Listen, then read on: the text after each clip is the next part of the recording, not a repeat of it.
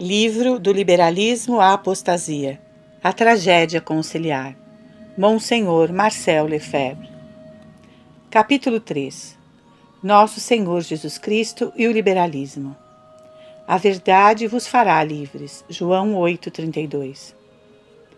Depois de ter exposto que o liberalismo é uma rebelião do homem contra a ordem natural concebida pelo Criador, que culmina em uma organização individualista, igualitária e centralizadora, resta mostrar-lhes como o liberalismo ataca também a ordem sobrenatural, o plano da redenção, ou seja, como a finalidade última do liberalismo é destruir o reinado de nosso Senhor Jesus Cristo, tanto sobre o indivíduo como sobre a sociedade. Em relação à ordem sobrenatural, o liberalismo proclama duas novas independências. Oitava libertação. A independência da razão e da ciência em relação à fé é o racionalismo, o qual defende que a razão, juíza soberana e medida da verdade, se basta a si mesma e rechaça toda dominação estranha. É o que se chama racionalismo. O liberalismo quer separar a razão da fé, que impõe dogmas formulados de modo definitivo, aos quais a inteligência deve se submeter. A simples hipótese de que certas verdades possam superar as capacidades da razão lhe é completamente inadmissível. Os dogmas devem, então, ser submetidos ao crivo constante da razão e da ciência, tomado como causa dos progressos científicos. Os milagres de Jesus Cristo, a vida maravilhosa dos santos, devem ser reinterpretadas e desmistificados. Será necessário distinguir cuidadosamente o Cristo da fé, construtor da fé dos apóstolos e das comunidades primitivas, do Cristo da história, que não foi senão um simples homem. Vê-se quanto o racionalismo se opõe à divindade de nosso Senhor Jesus Cristo e à revelação divina. Expliquei como a Revolução Francesa, de 1789, se fez sob a égide da deusa razão. O frontispício da Enciclopédia de Diderot, 1751, já apresentava a coroação da razão. 40 anos mais tarde, a razão deificada se transformava em objeto de culto religioso e público. 3 dias após a secularização, diante da Assembleia de Padres, tendo à sua frente o bispo metropolitano Gobel, Chalmeté propôs solenizar este dia no qual a razão havia retomado a supremacia. Apressaram-se em transformar em realidade uma ideia tão nobre, ficando então decidido que o culto da razão seria celebrado com grandiosidade em Notre-Dame de Paris, especialmente enfeitada pelo pintor Davi. No topo de um monte de papelão, com pinturas imitando pedras, um pequeno templo grego com uma bela bailarina, orgulhosa por ter sido eleita a deusa razão, coros de meninas coroadas de flores cantavam hinos. Porém, quando a festa acabou, verificou-se que a assistência não era muito numerosa.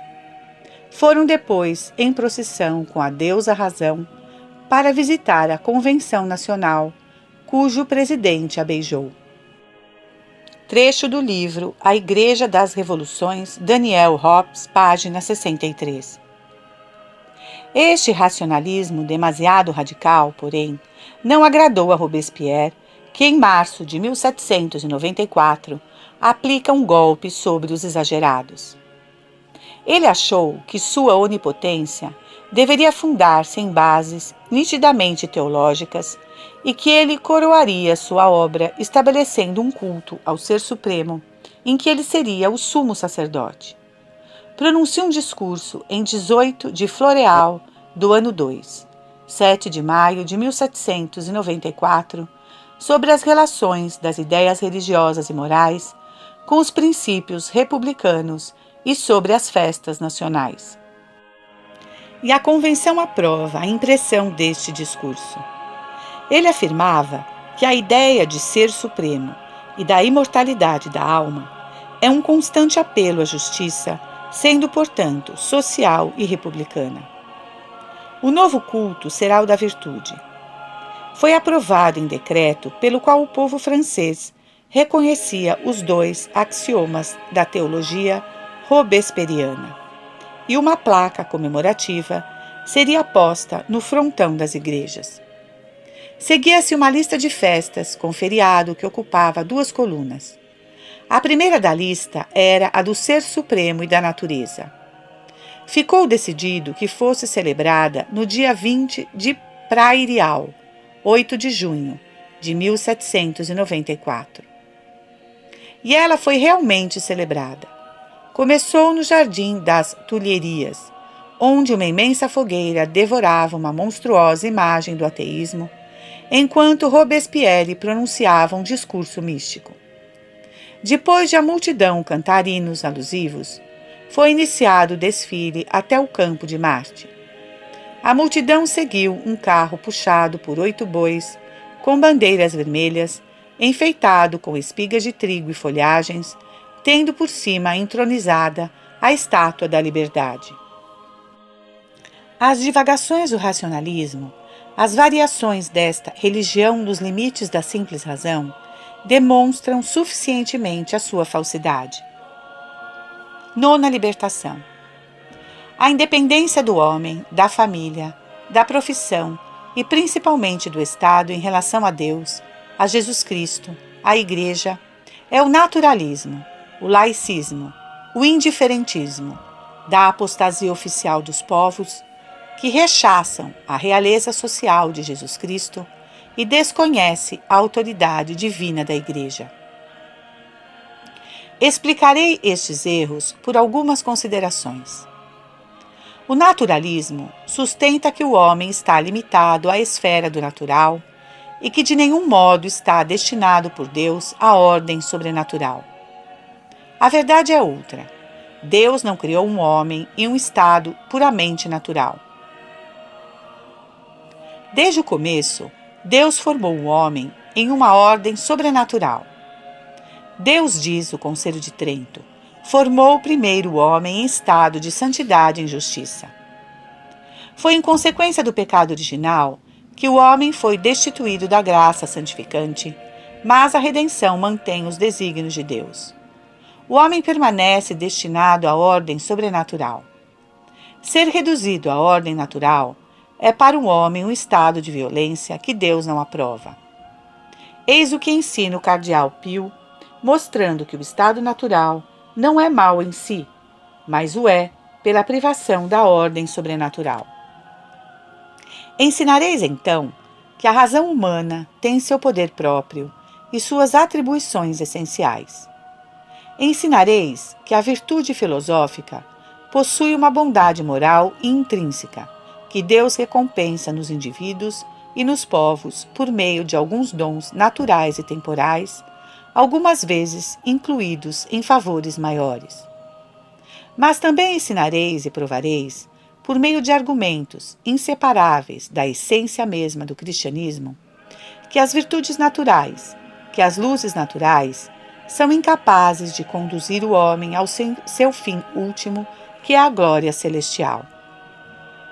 Ensinareis que o dogma é indispensável, que a ordem sobrenatural, da qual o autor de nossa natureza nos constituiu, por um ato formal de sua vontade e de seu amor, é obrigatória e inevitável. Ensinareis que Jesus Cristo não é facultativo e que fora de sua lei revelada não existe, não existirá jamais, o exato meio filosófico e calmo, onde todos, tanto almas de elite quanto almas comuns, podem encontrar o descanso de consciência e uma regra de vida. Ensinareis que não basta que o homem faça o bem, mas que é de grande importância que o faça em nome da fé, por um movimento sobrenatural, sem o qual seus atos não alcançarão o fim que Deus destinou, ou seja, a felicidade eterna no céu. Assim, no estado em que Deus quer a humanidade, a sociedade não se pode organizar nem subsistir afastada de nosso Senhor Jesus Cristo. É o que ensina São Paulo. Por ele foram criadas todas as coisas, no céu e na terra. Tudo foi criado por ele e para ele. Ele é antes de todas as coisas, e todas subsistem por ele. Colossenses 1,16. O desígnio de Deus é restaurar tudo em Cristo. Efésios 1,10. Ou seja, conduzir todas as coisas a uma só cabeça, Cristo. O Papa São Pio X tomará estas mesmas palavras de São Paulo como divisa. Omnia instaurare em Cristo. Tudo instaurar, tudo restaurar em Cristo, não somente na religião, mas também na sociedade civil. Não, veneráveis irmãos, é necessário relembrar com energia nesses tempos de anarquia social e intelectual, em que cada um se coloca como mestre e legislador, não se poderá construir a sociedade de uma maneira diferente da que Deus a instituiu. Não se edifica a sociedade se a Igreja não estabelece as bases e dirige os trabalhos. Não, a civilização não está para ser inventada, nem uma sociedade nova para ser construída das nuvens. Ela é a civilização cristã, é a cidade católica. Trata-se somente de instaurar e restaurar sem cessar a civilização em suas bases naturais e divinas, contra ataques sempre renascentes da rebelião e da impiedade. Omnia instaurare in Cristo. Carta Nosso Encargo Apostólico, de 25 de agosto de 1910. Papa São Pio X. Jean Ausset tem excelentes páginas sobre o naturalismo em sua obra mestra Pur Quil Regni, na segunda parte, intitulada As Oposições à Realeza de Nosso Senhor Jesus Cristo, em que ele assinala 3 categorias de naturalismo. Um naturalismo agressivo, que nega até mesmo a existência do sobrenatural, é aquele dos racionalistas. Depois, um naturalismo moderado, que não nega o sobrenatural, mas recusa dar-lhe proeminência, porque sustenta que todas as religiões são provenientes do sentimento religioso. É o naturalismo dos modernistas. Por fim, o naturalismo inconsequente, que reconhece a existência do sobrenatural e sua proeminência divina, mas o considera como matéria de opção. É o naturalismo prático de muitos cristãos fracos. O laicismo é um naturalismo político. Sustenta que a sociedade pode e deve ser constituída e que pode subsistir sem levar em conta Deus e a religião, sem levar em conta Jesus Cristo, sem reconhecer seu direito de reinar, ou seja, de inspirar com sua doutrina toda a legislação da ordem civil. Como consequência, os laicistas querem separar o Estado da Igreja. O Estado não favorecerá a religião católica e não reconhecerá os princípios cristãos como seus, e separar a Igreja do Estado. A Igreja será reduzida a mais uma entre outras sociedades frente ao Estado e não se levará em conta sua autoridade divina nem sua missão universal. Consequentemente, será estabelecido o ensino chamado ensino público, às vezes obrigatório, laico, ou seja, ateu. O laicismo é o ateísmo do Estado, porém sem esse nome. Voltarei a esse erro próprio do liberalismo atual e que goza dos favores da Declaração do Vaticano II sobre a liberdade religiosa. O indiferentismo proclama ser indiferente à prática de uma ou outra religião. Pio IX condena este erro. Todo homem é livre de abraçar e professar a religião que, guiado pela luz da razão, lhe parecer verdadeira. Sílabus, proposição condenada, número 15. Os homens podem achar no culto de qualquer religião o caminho da salvação eterna. Proposição número 16. E também deve-se ter fundadas esperanças na eterna salvação daqueles que não se acham de modo algum na verdadeira Igreja de Cristo. Sílabus, proposição condenada, número 17. Não é difícil descobrir as raízes racionalistas ou modernistas de tais proposições. A este erro se soma o indiferentismo do Estado em matéria religiosa. Por princípio, o Estado estabelece que não é capaz de reconhecer a religião verdadeira, agnosticismo, e deve, pois, dar liberdade a todos os cultos. Eventualmente, concordará em dar à religião católica um certo relevo por ser a da maioria dos cidadãos, mas reconhecê-la como verdadeira, dizem, seria estabelecer a teocracia. Pedir ao Estado para julgar a verdade ou falsidade de uma religião seria atribuir-lhe uma competência que não tem. Monsenhor Pio, antes de se tornar cardeal, ousou expor este grande erro ao imperador francês Napoleão III e lhe explicou a doutrina católica do reinado social de Nosso Senhor Jesus Cristo. Em uma entrevista memorável de grande valor apostólico, o grande bispo dá ao imperador uma lição de direito cristão, o chamado direito público da Igreja. Vale a pena fechar este capítulo com essa conversa. Foi em 15 de maio de 1856. Nos diz padre Teótimo de Saint-Just, de quem tiro a citação. Ao imperador que se jactava de haver feito pela religião mais do que a restauração, o bispo respondeu: apresso-me em fazer justiça às disposições religiosas de Vossa Majestade e sei reconhecer, Senhor, os serviços que ela prestou a Roma e à Igreja, principalmente nos primeiros anos de seu governo. Talvez a restauração não tenha feito mais do que vós. Deixe-me acrescentar que nem vós, nem a restauração fizeram por Deus o que deveria ser feito, porque nenhum, nem outro, restaurou seu trono, porque não renegaram os princípios da Revolução, cujas consequências práticas, entretanto, combateis. Porque o evangelho social em que se inspira o Estado ainda é a declaração dos direitos do homem, que não é mais do que a negação formal dos direitos de Deus. É direito de Deus governar tanto os estados como os indivíduos. Não é outra coisa o que nosso Senhor veio procurar na terra.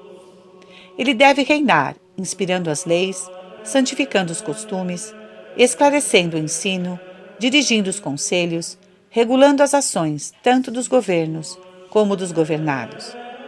Onde Jesus Cristo não exerce este reinado, há desordem e decadência. Agora tenho o direito de vos dizer que ele não reina entre nós e que nossa Constituição está longe de ser a de um Estado cristão e católico. Nosso direito público estabelece que a religião católica é a da maioria dos franceses, mas acrescenta que os outros cultos têm direito a uma igual proteção. Não é isso proclamar que a Constituição protege igualmente a verdade e o erro? Sabeis, Senhor, o que Jesus Cristo responde aos governos que se fazem culpados de tais contradições? Jesus Cristo, Rei do céu e da terra, lhes responde: e eu vos digo, governos que vos sucedeis, derrubando-vos uns aos outros, eu também vos dou igual proteção. Dei ao imperador vosso tio, aos Bourbons, a Luís Felipe, à República, e a vós também igual proteção será dada. E o imperador interroga o bispo: ainda pensais que nossa época comporta tal estado de coisas, e que é chegado o momento de estabelecer esse reino exclusivamente religioso que me pedis? Não vos parece, Monsenhor, que seria desencadear todas as paixões ruins?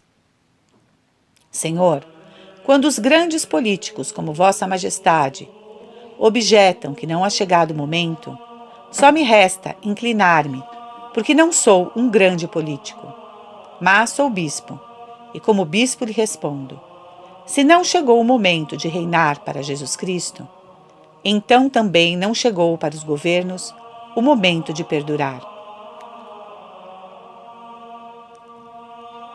Para encerrar esses 2 capítulos sobre os aspectos do liberalismo, gostaria de ressaltar o que há de fundamental na emancipação que ele propõe aos homens, isolados ou reunidos em sociedade. Como expliquei, o liberalismo é a alma de toda a revolução.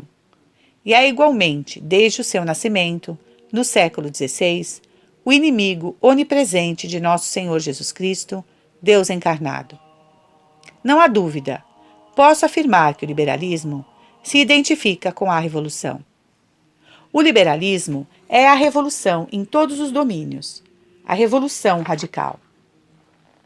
Monsenhor Gaume escreveu algumas linhas sobre a revolução que me parecem caracterizar perfeitamente o liberalismo.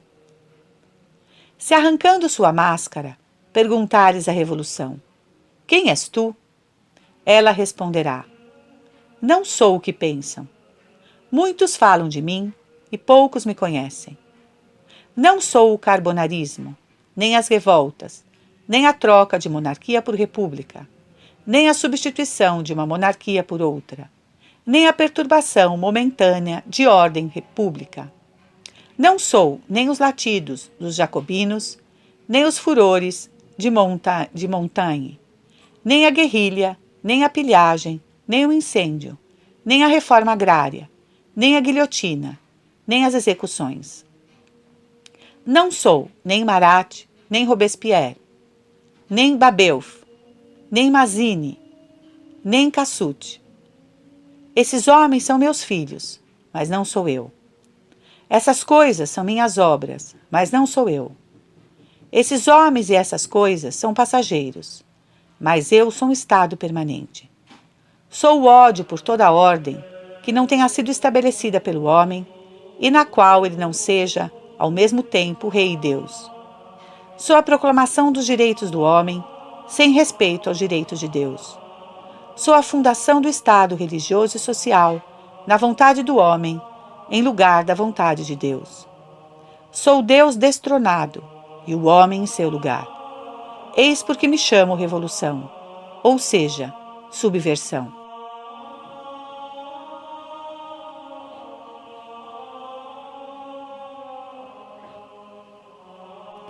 Capítulo 4. Lei e liberdade. A liberdade consiste em poder viver mais facilmente, conforme as prescrições da lei eterna, com o auxílio das leis civis. Leão 13.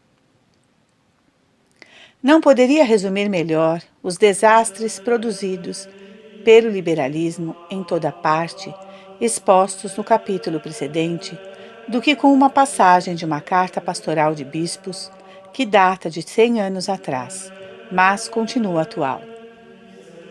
Atualmente, o liberalismo é o erro capital das inteligências e a paixão dominante em nosso século. Forma uma atmosfera infecta que envolve por todos os lados o mundo político e religioso e representa um imenso perigo para o indivíduo e a sociedade. Inimigo tão gratuito e cruel da Igreja Católica, amontoa em desordem insensata todos os instrumentos de destruição e morte com a finalidade de proscrevê-la da terra. Falsifica as ideias, corrompe os juízos, adultera as consciências, irrita os temperamentos, incendeia as paixões, submete os governantes, subleva os governados e, não satisfeito em apagar, se isso fosse possível, a chama da revelação, lança-se inconsciente e audaz para apagar a luz da razão natural. Carta Pastoral dos Bispos do Equador a seus diocesanos, de 15 de julho de 1885. Enunciado do princípio liberal. Será possível descobrir no meio de tal caos, num erro tão multiforme, o princípio fundamental que explica tudo? Repetimos com o padre Roussel. O liberal é um fanático da independência. É um fato e procuraremos explicá-lo.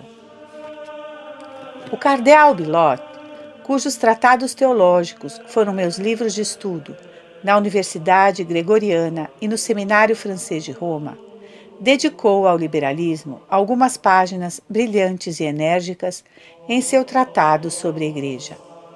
Ele anuncia o princípio fundamental do liberalismo.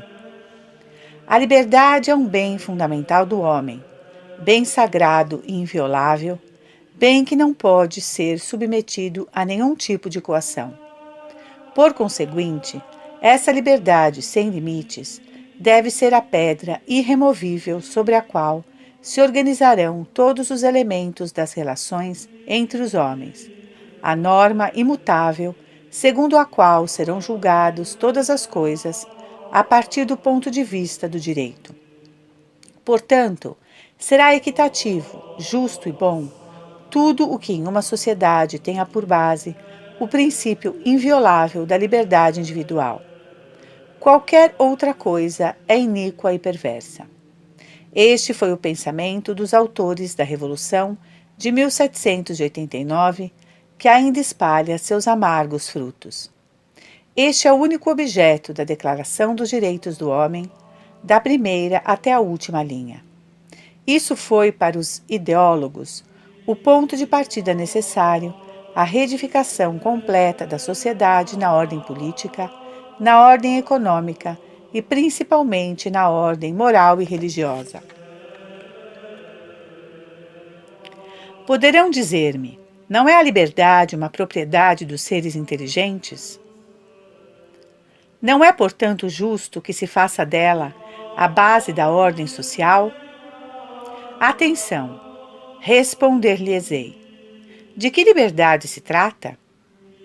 Essa palavra possui vários significados, que os liberais procuram confundir, quando na realidade é necessário distingui-los. Façamos um pouco de filosofia. A reflexão mais elementar nos mostra que há 3 tipos de liberdade. Primeiro tipo de liberdade. Em primeiro lugar, a liberdade psicológica ou livre-arbítrio, próprio dos seres providos de inteligência. É a faculdade de escolher entre esta ou aquela coisa, independentemente de qualquer necessidade interior, reflexo, instinto, etc. O livre-arbítrio faz a dignidade radical do homem, que é a de ser sui juris, depender de si mesmo e, portanto, ser responsável, o que um animal não é. Segundo tipo de liberdade. Em seguida, há a liberdade moral, que tem relação com o uso do livre-arbítrio. Bom uso, se os meios escolhidos são bons em si mesmos e se conduzem ao bom fim. Mau uso, se não conduzem a ele ou se são intrinsecamente maus. Podemos ver que a liberdade moral está essencialmente relacionada ao bem. O Papa Leão XIII a define de forma magnífica e com simplicidade. A liberdade moral, diz ele, é a faculdade de se mover no bem. A liberdade moral não é, portanto, absoluta, mas totalmente relativa ao bem, ou seja, à lei. Pois é a lei, e em primeiro lugar a lei natural, participação da criatura racional na lei eterna, que determina a ordem posta pelo Criador entre os fins que ele determina ao homem: sobreviver, multiplicar-se, organizar-se em sociedade, chegar ao seu fim último, o summum bonum, que é Deus, e os meios para alcançar esses fins. A lei não é o oposto da liberdade, mas, pelo contrário, é uma ajuda necessária. Isso vale também para as leis civis dignas desse nome. Sem a lei, a liberdade degenera em licenciosidade, que é fazer o que se quer. Alguns liberais, tornando absoluta essa liberdade moral, pregam a licenciosidade, a liberdade de fazer indiferentemente o bem ou o mal, de aderir à verdade ou ao erro. Mas quem não vê que a possibilidade de não fazer o bem, longe de ser a essência e a perfeição da liberdade, é a marca da imperfeição do homem decaído? E além disso, como explica Santo Tomás, A faculdade de pecar não é uma liberdade, mas uma escravidão. Todo homem que se entrega ao pecado é seu escravo. João 8,34. Ao contrário, bem guiada pela lei e canalizada entre preciosas barreiras, a liberdade alcança seu fim. Eis o que diz sobre isso o Papa Leão XIII. Sendo essa a condição da liberdade humana, era necessário ministrar-lhe auxílios e socorros capazes de dirigir todos os seus movimentos para o bem e de desviá-los do mal. Sem isso, a liberdade teria sido para o homem uma coisa muito prejudicial. E primeiramente era-lhe necessária uma lei, isto é, uma norma do que era preciso fazer e deixar de fazer. E Leão XIII termina sua exposição com uma definição admirável da liberdade que considero completa. Portanto, na ordem social, a liberdade digna desse nome não consiste em fazer tudo o que nos apraz. Isso provocaria confusão e desordem, uma perturbação que conduziria à opressão. A liberdade consiste em que, com o auxílio das leis civis, possamos mais facilmente viver segundo as prescrições da lei eterna. Terceiro tipo de liberdade. Por fim, há a liberdade física, liberdade de ação ou liberdade ante a coação. A ausência de qualquer coação externa que nos impeça de agir de acordo com a nossa consciência. É precisamente esta liberdade que os liberais fazem absoluta, e é esta concepção que será necessário analisar e criticar. Ordem natural e lei natural. Antes gostaria de insistir na existência da ordem natural e da lei natural. Os liberais concordam em admitir leis, mas leis que o homem forjou por si mesmo, enquanto repelem toda ordem ou ordenamento e toda lei cujo autor não seja o próprio homem. É uma verdade científica que há uma lei natural concebida pelo Criador, tanto para a natureza mineral, vegetal e animal, como para a natureza humana. A nenhum cientista ocorreu negar a existência de leis inscritas na natureza das coisas e dos homens. Em que consiste, com efeito, a pesquisa científica, na qual se gastam milhões? Não é exatamente na procura das leis? Fala-se frequentemente dos inventos científicos, mas isso é um erro. Não se inventou nada. Não se fez mais do que descobrir leis e explorá-las. Essas leis que se descobrem, essas relações constantes entre as coisas, não são os cientistas que criam. O mesmo ocorre com as leis da medicina que regulam a saúde, as leis da psicologia que regem os atos plenamente humanos. Todos estão de acordo que essas leis não são criadas pelo homem.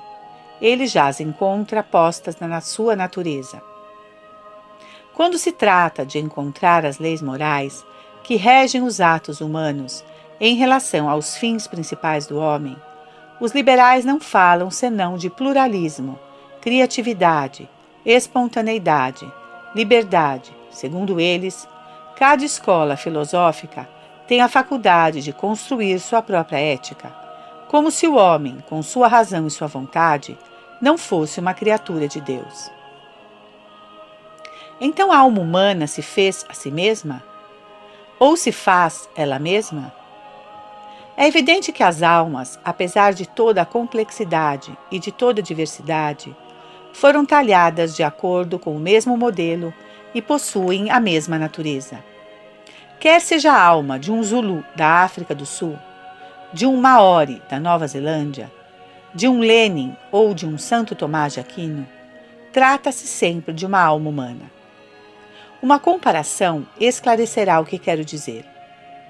Atualmente não se compra alguma coisa complexa, como uma máquina de lavar, uma fotocopiadora ou um computador, sem um manual. Haverá sempre uma lei, uma regra que explique como usá-la corretamente para que ela funcione bem, para que alcance seu fim, diria eu.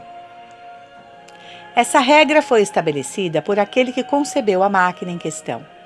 e não pelo empregado, que se julgue livre para mexer em todos os botões e todas as teclas. Guardando as devidas proporções, o mesmo ocorre com nossa alma e Deus. Deus nos dá uma alma e necessariamente nos dá as leis. Nos dá os meios para servir-nos dela e assim obter nosso fim, em especial o fim último, que é o próprio Deus conhecido e amado por toda a eternidade. Ah, disso não queremos saber, exclamam os liberais. As leis da alma humana devem ser criadas pelo próprio homem. Não nos surpreendamos se fazem do homem um desequilibrado por querer obrigá-lo a viver contrariamente às leis da natureza. Imaginem uma árvore que se furtasse às leis vegetais. Ela morreria, é claro. Uma árvore que recusasse fazer subir a seiva, ou um pássaro que se negasse a procurar seu alimento, porque isso não lhe agrada, sem dúvida morreriam. Não seguir a sua lei, o que lhe indica o instinto natural, é a morte. Notem, porém, que o homem não segue um instinto cego como os animais. Deus nos deu o grande dom da razão para que tenhamos a inteligência da lei que nos rege e para que possamos nos dirigir livremente ao fim, mas não sem aplicar a lei. A lei eterna e a lei natural, a lei sobrenatural e as outras leis que derivam das primeiras, leis humanas, civis ou eclesiásticas, todas elas são para o nosso bem. E isso é a nossa felicidade. Sem uma ordem pré-concebida por Deus, sem leis, a liberdade seria para o homem um presente envenenado. Esta é a concepção realista do homem que a Igreja defende contra os liberais com toda a sua força. Foi a grande virtude e qualidade do grande Papa Pio XII ter enfrentado os ataques do liberalismo contemporâneo, tornando-se o campeão da ordem natural cristã. Voltando a falar da liberdade, podemos dizer resumidamente que não se pode compreendê-la sem a lei. São duas realidades estreitamente relacionadas, e seria absurdo querer separá-las ou opô-las. É absolutamente na lei eterna de Deus que é mister buscar a regra e a lei da liberdade, não somente para os indivíduos, mas também para as sociedades humanas. Capítulo 5. Benéficas coações. Não considereis que estáis obrigados, mas a que estáis obrigados, se ao bem ou ao mal. Santo Agostinho. Como lhes disse, o liberalismo faz da liberdade de ação, definida no capítulo anterior, uma liberdade de toda coação, um absoluto, um fim em si. Deixarei ao cardeal Bilotte a análise e contestação desta pretensão fundamental dos liberais.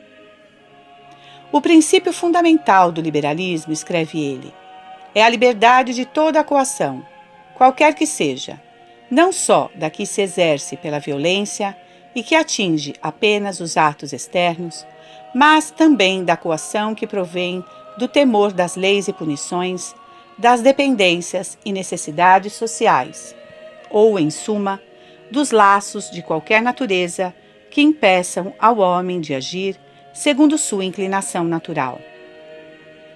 Para os liberais, essa liberdade individual é o bem por excelência, o bem fundamental, inviolável, ao qual tudo deve ceder, excetuando talvez o que exige a ordem puramente material da cidade. A liberdade é o bem ao qual tudo mais está subordinado. Ela é o fundamento necessário de toda a construção social.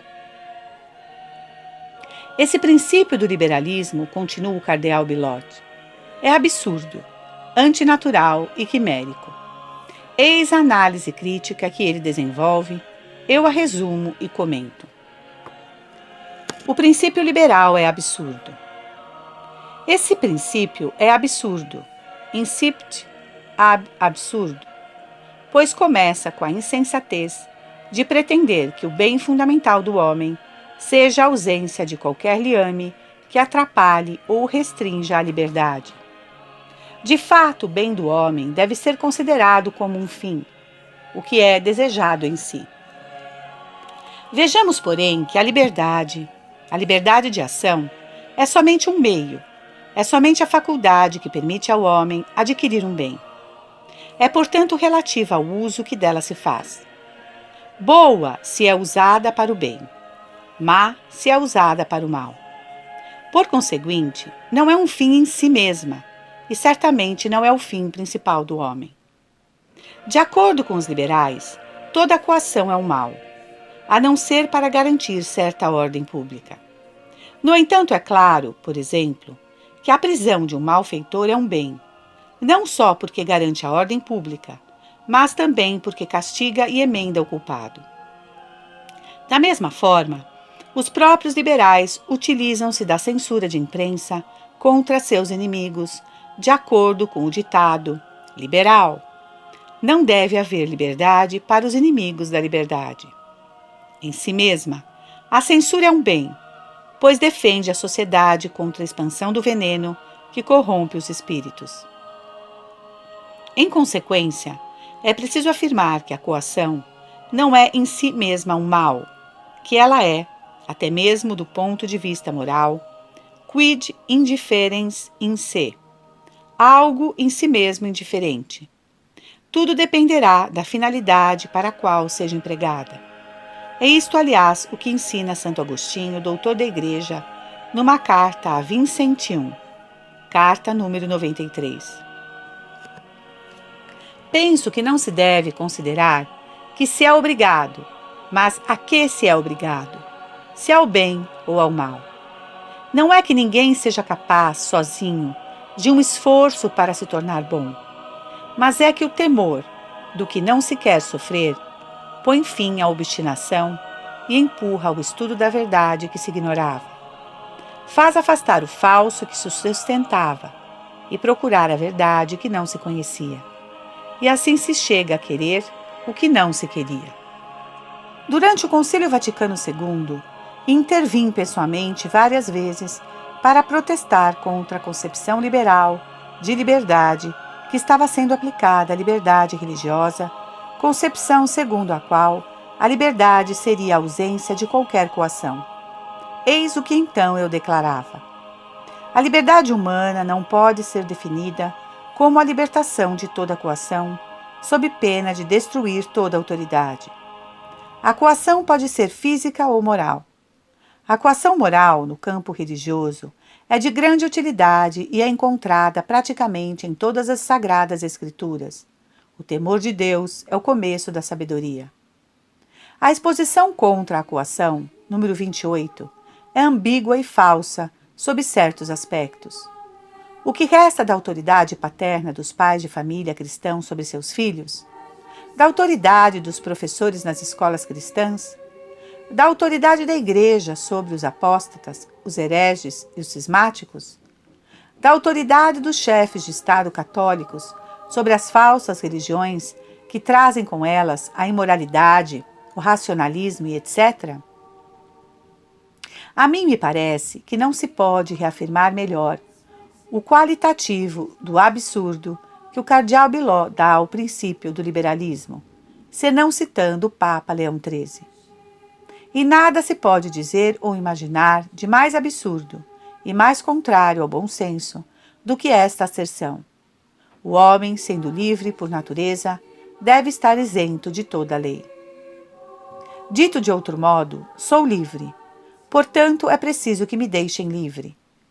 Expliquemos o sofisma oculto. Sou livre por natureza, dotado de livre-arbítrio, portanto sou livre também de toda a lei e de toda a coação exercida pela ameaça de punições.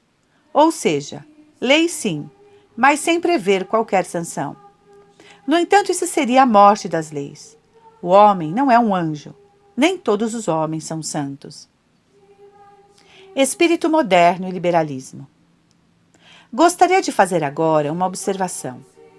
O liberalismo é um erro gravíssimo, cuja origem histórica já vimos. Mas há um espírito moderno que, sem ser francamente liberal, apresenta uma tendência ao liberalismo. Desde o século XVI, o encontramos em autores católicos que não são suspeitos de simpatia com o naturalismo ou com o protestantismo. Não há dúvida que é um sinal desse espírito moderno considerar que alguém é livre enquanto não haja lei que lhe venha restringir.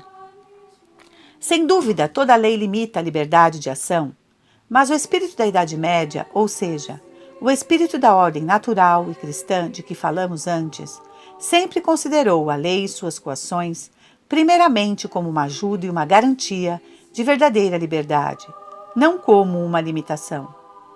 Questão de ponto de vista, dirão. Eu direi, não.